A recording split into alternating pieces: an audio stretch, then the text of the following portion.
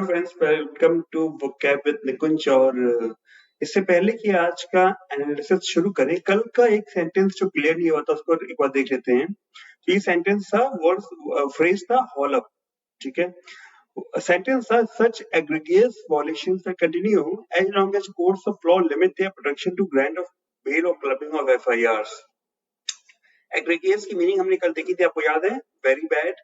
ठीक है, तो ऐसे बुरे वायलेशंस होते रहेंगे जब तक कि जब तक कोर्ट्स ऑफ लॉ लिमिट कर देते हैं। ठीक है, क्या लिमिट करते हैं? अपनी प्रोटेक्शन को किस चीज तक? बेल ग्रांट करने तक या FIRs क्लब करने तक।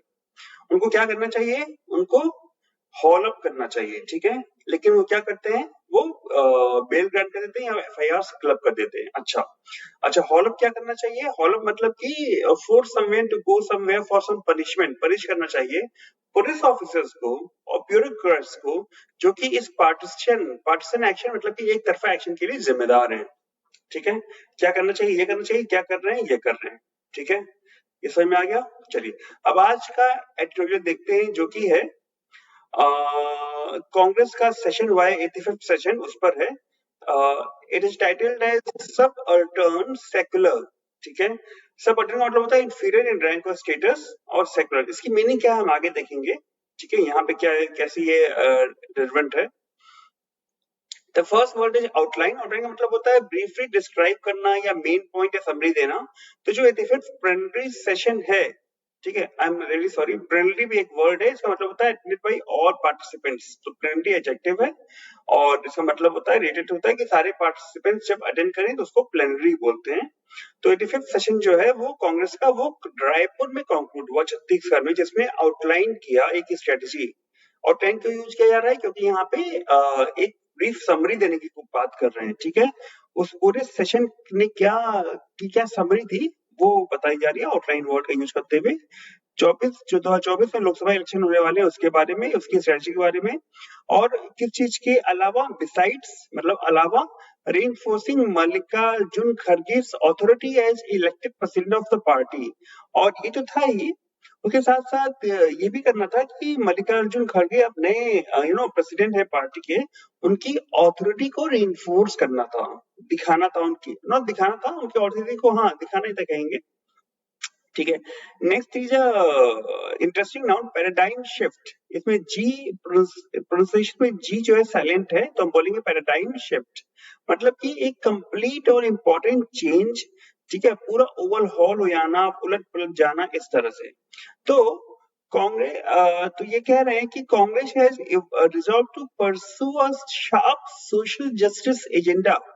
कांग्रेस ने रिजॉल्व किया है, मतलब प्रण लिया है कि वो एक sharp social justice agenda pursue करेगी, मतलब फॉलो करेगी। ठीक है, जो कि एक पैराडाइम शिफ्ट है इस पार्टी के लिए, राइट? क्योंकि पहले इनके इंटेंशंस कुछ और थे, अब कुछ और हो गए हैं। ठीक है, उसके बाद जो अगला वर्ड है हमारे पास वो है फोल्ड। फोल्ड का मतलब कपड़े में तह लगाने भी होता है, किसी चीज को मोड़ना भी होता है, लेकिन यहाँ के सॉरी उससे पहले ऊ है।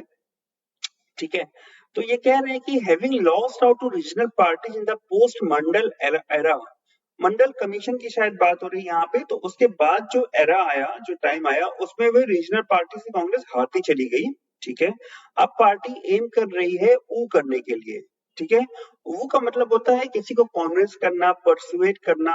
ठीक है, किसी को समझाना या किसी को आकर्षित करना। सबअल्टर्न की मीनिंग हम देख चुके हैं, जो इंफीरियर्स होते हैं, मतलब कि ओबीसी है, SC ST एंड लाइकवाइज। ठीक है, टू इज फोल्ड।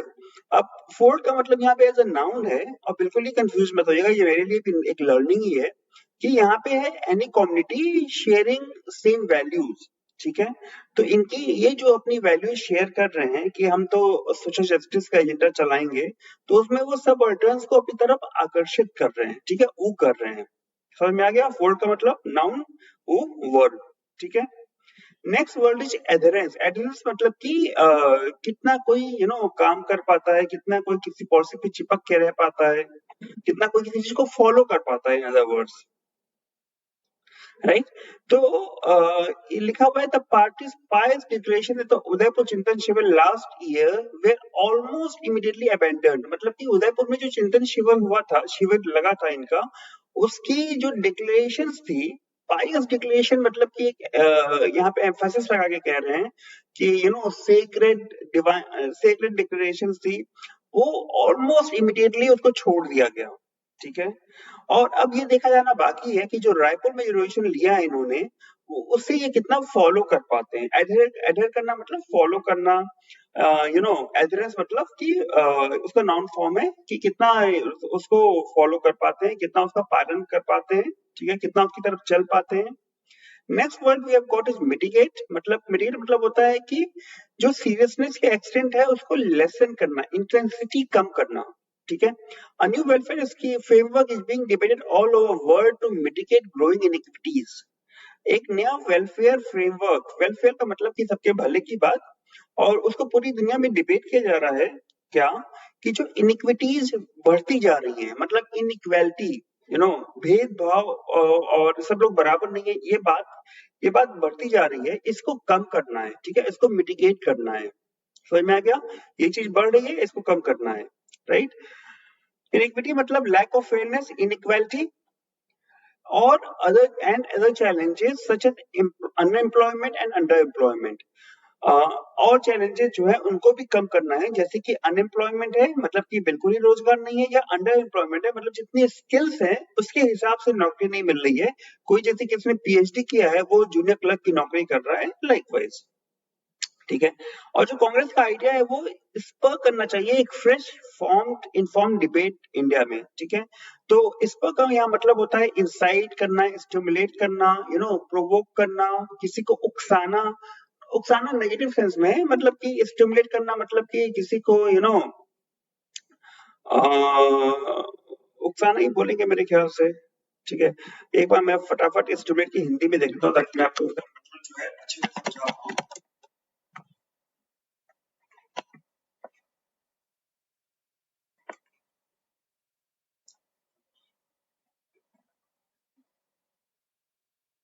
मेरा प्रोजेक्ट रिस्पॉन्ड नहीं कर रहा है, सॉरी फॉर द डिले।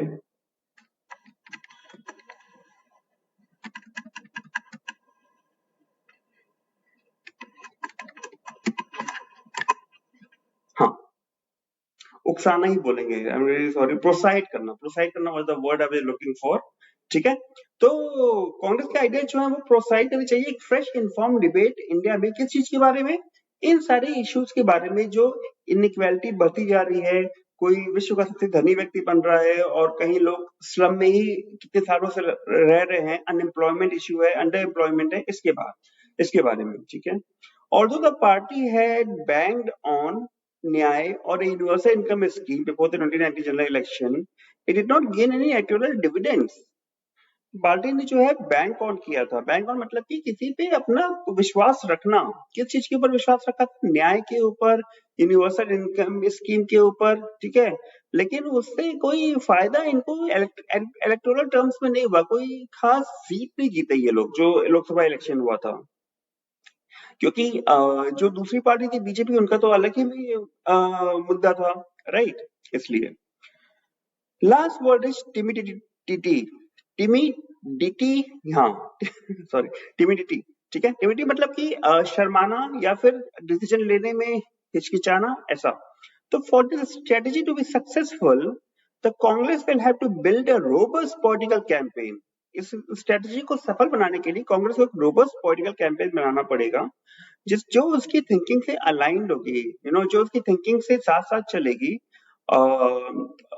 और जो उनका जो बहुत समय से चला आ रहा है कि अनिर्णयता की स्थिति रहती है, डिसीजन मेकिंग स्किल्स की बहुत कमी रहती है कि डिसाइड ही नहीं कर पाते हैं कि क्या करना है, उससे उनको बाहर निकलना है, ब्रेक अवे करना है। ठीक है। तो ये था आज का tutorial. I hope you got to learn some words from this. If you continue, learning new words and phrases in your vocabulary, please click here and subscribe. ठीक है। Thank you for watching. Bye bye.